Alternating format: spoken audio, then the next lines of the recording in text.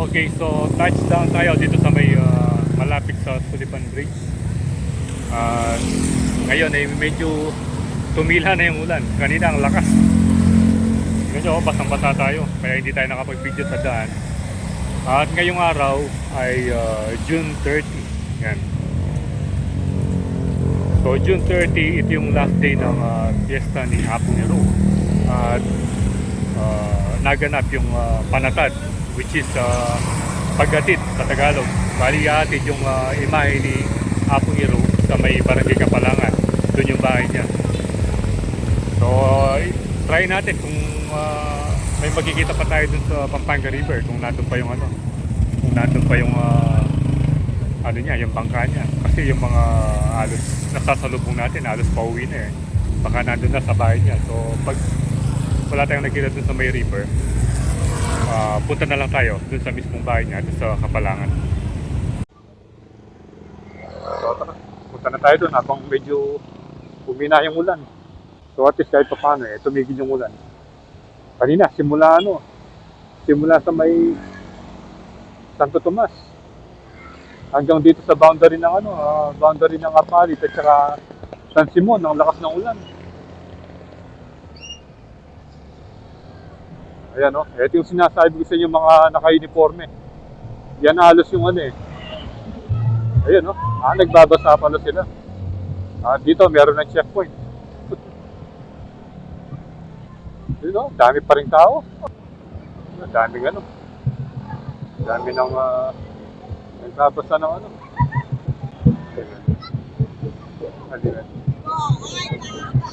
Ayan dami tao. Wow! Woo! So yung iba walang pakialam. Kahit nakikita nilang meron kang camera nagkakahulihan pa yata rito.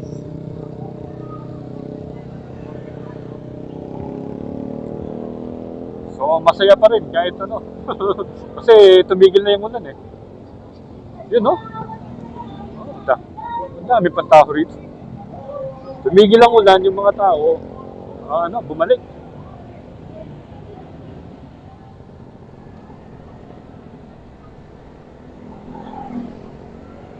Bali nung 28 nandun tayo sa ilalim. Sa ilalim ng ng viaduct, doon tayo nakapwesto. So yun, wala na tayong mga nakikitang mga bangka. So that means baka si Apo Nero nandun na sa sa bahay niya sa Kapalangan. Doon na tayo diretso. So magre-ready lang tayo dito dahil basaan time na. Nagkaroon ng traffic sa sidewalk ng tulay. Ganito kasi yung fiesta sa sa Apalit. Ayan naka-ready yung mga baril nila mga water gun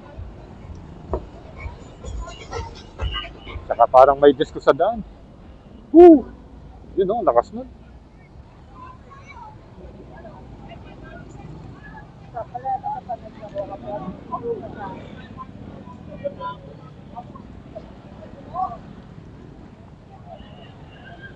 Ito yung Apalit Fish Port.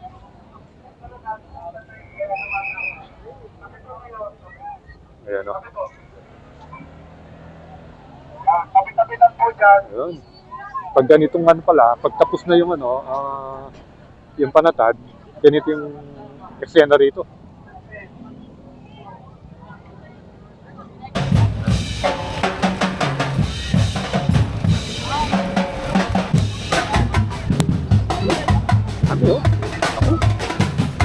Mapapalaban tayo dito.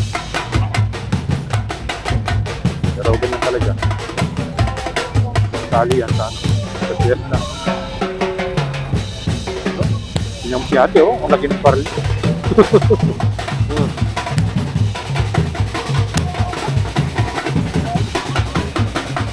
So very common dito yung air water to.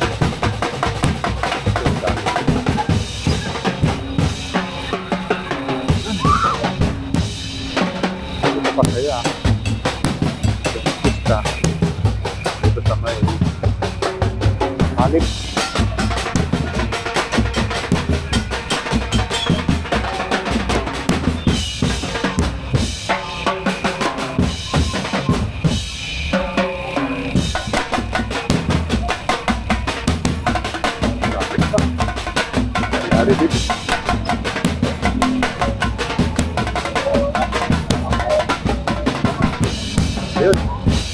Yun, parang may nag-aaway na.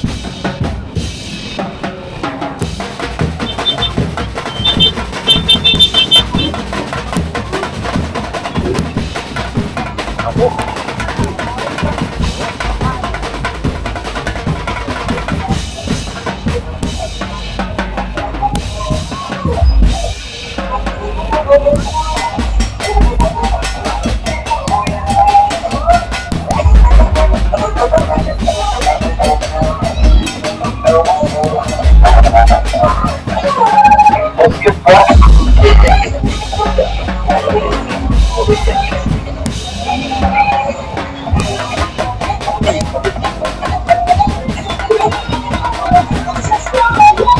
Oh.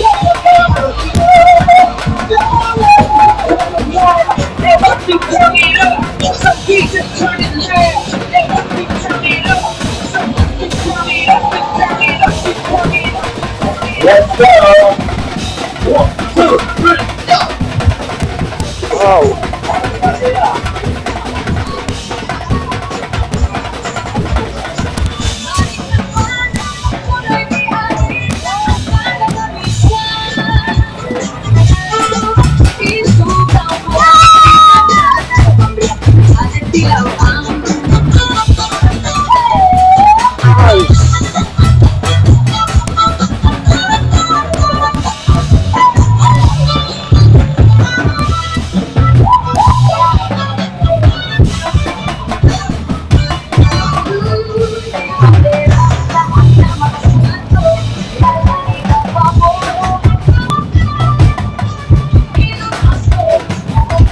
Dahil mga speaker na laman.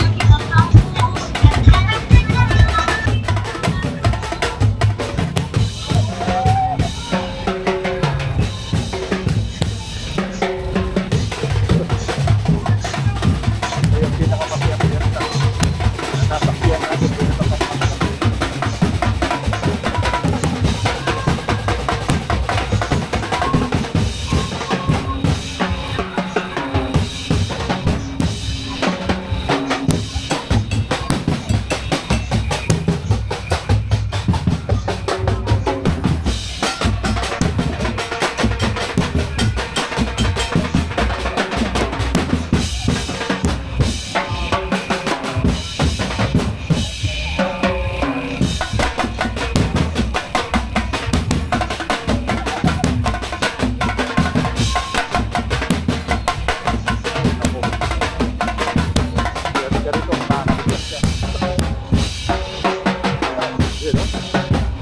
Ato na nakapagod.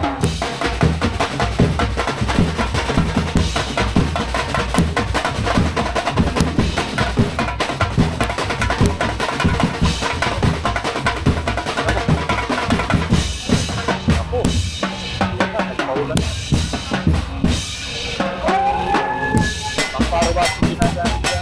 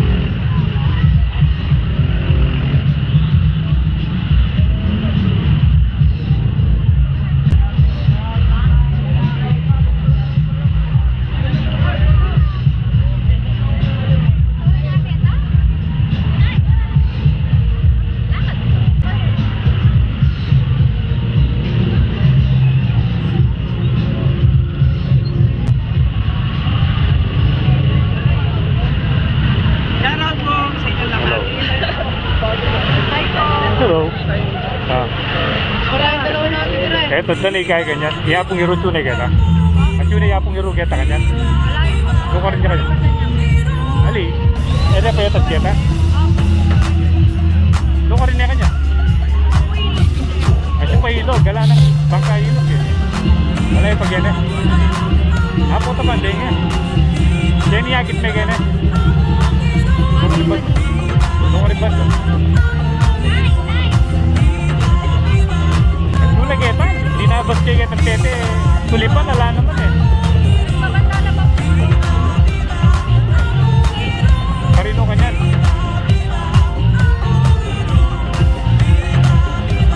Balik kaya pa kasi. Anong oras? Ali.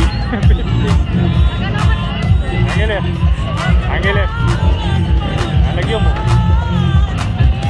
Nalagyo mo. Wah. Oiga. Ay kayo, ay. Wow. YouTube ini. Sigurado ka siya ka rin. Puta magbalik ka nila nino. Sabi niya, Papa, pagpapanda ako, Papa. Ha? Pero tingi ya pamunta ka rin. Papa.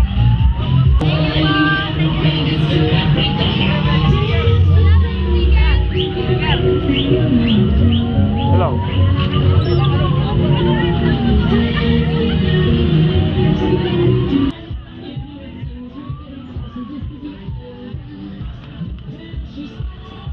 Okay, doon ka rin niya pong hero ka niyan. At yun na ka.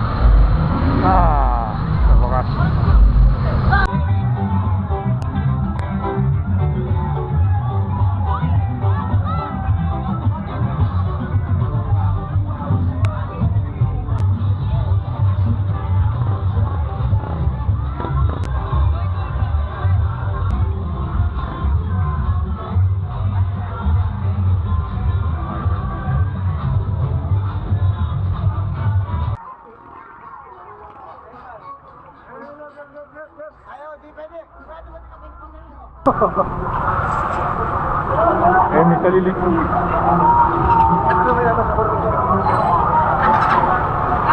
mo kasama ko?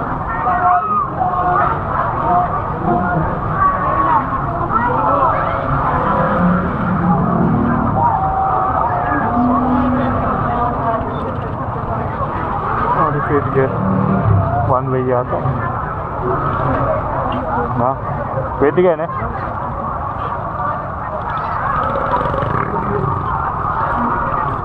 Alaman lalabas din.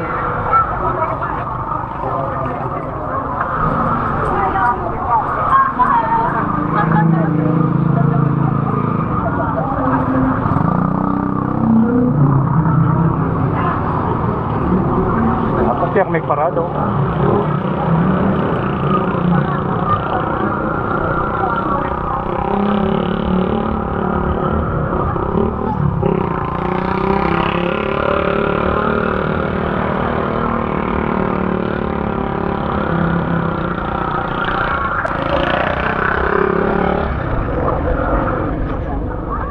Ayan, maniba lang ang kentete eh. No.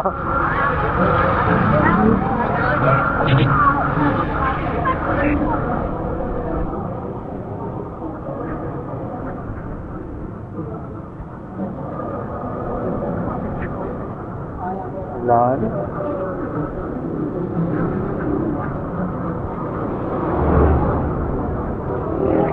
Kaya managin.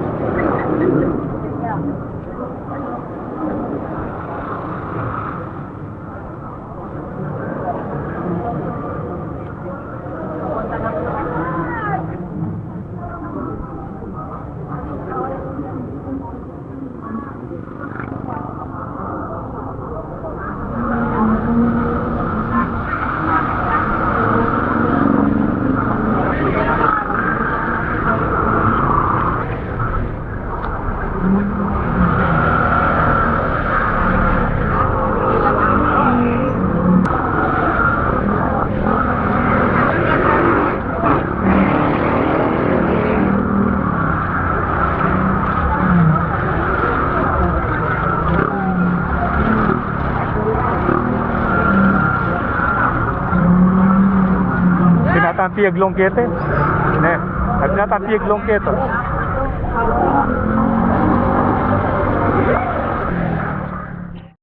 So unfortunately, nakarating tayo doon sa may kalsada papuntang Kapalangan. Napalaban tayo. So napakaraming tao at puro may mga water gun, mga timba, hanggang makarating tayo doon sa may pinakatulay. Mga bumbero naman, yung ano doon, yung mga nagbabasa ron, yung mga basahan. Matindi talaga yung basahan dito. So ito yung pinakamasayang piyestang nataksiyan ko dito sa Pampanga. Itong piyesta ng Apalit, which ginagawa ng 3 days.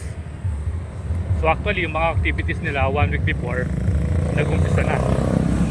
At ngayon yung panatad akala natin magkikita natin si Yapong Hero kung makakarating tayo doon sa may tulay. O sabi ng iba nasa ilog pa raw. So ngayon i-drone shot na lang natin, tingnan natin kung may ano na ba, kung makikita natin doon mismo sa Pampanga River. Kung hindi baka yung mga tao na lang, yung streets na lang dito sa may Kapalangan, yun yung i-drone natin. O tara, baliparan na natin. Viva, viva, Apong Hero! Viva, viva, Apong Hero!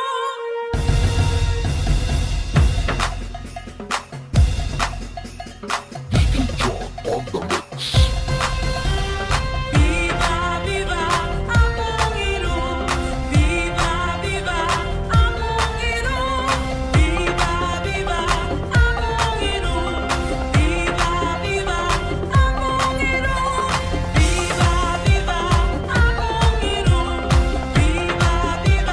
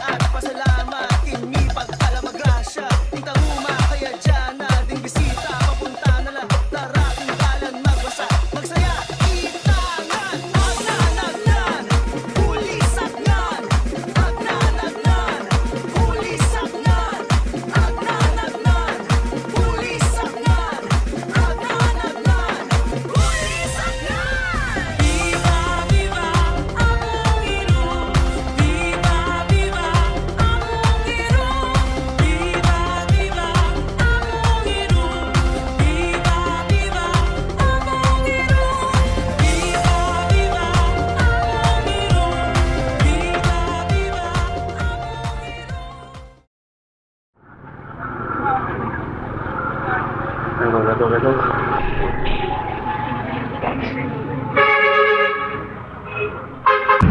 Ayaw mandar yung mic ng ano natin, yung camera natin. Napataya yata kanina nang nag-spray sila. So ngayon, bago tayo umuwi, daan muna tayo sa church ni Apong Iro, yung St. Peter the Apostle Parish Church. Dito lang sa may Gonzales Boulevard, na lampas lang ng konti sa sa munisipyo. Bago tayo magtapos nating content o pag-vlog dito sa last day ng fiesta ni Apong Iro. Ito na yung munisipyo. Yan, Municipal Hall ng Abalit. Watch out na yung mga ano rito, yung mga nagtitinda. 2 days ago, punong-puno yan.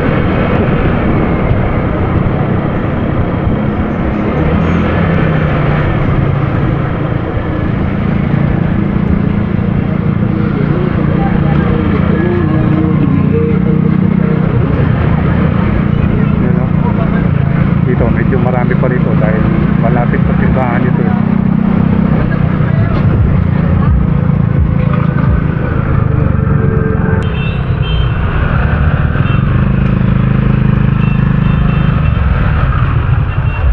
Masyadong ano rito, hindi na masyadong crowded dahil yung mga tao nandun na sa may kapalangan.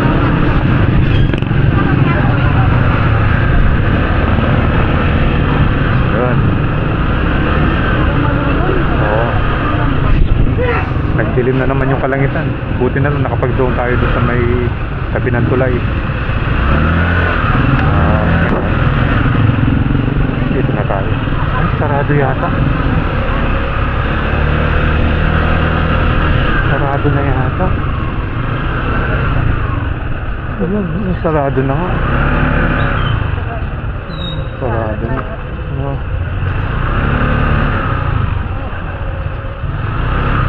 Dito na lang tayo dito. So, tapos na tayo nakapag-visit at nagdidilim na yung kalangitan. Ito na yung itsura ng church ngayon dito. Ngayong patapos na ang fiesta. So again, salamat sa panonood and keep tuned to Froilan Dust for more video updates dito sa Pampanga. And again, ride safe always, Kabalan. See you when I see you, and Froilan Dust is signing out.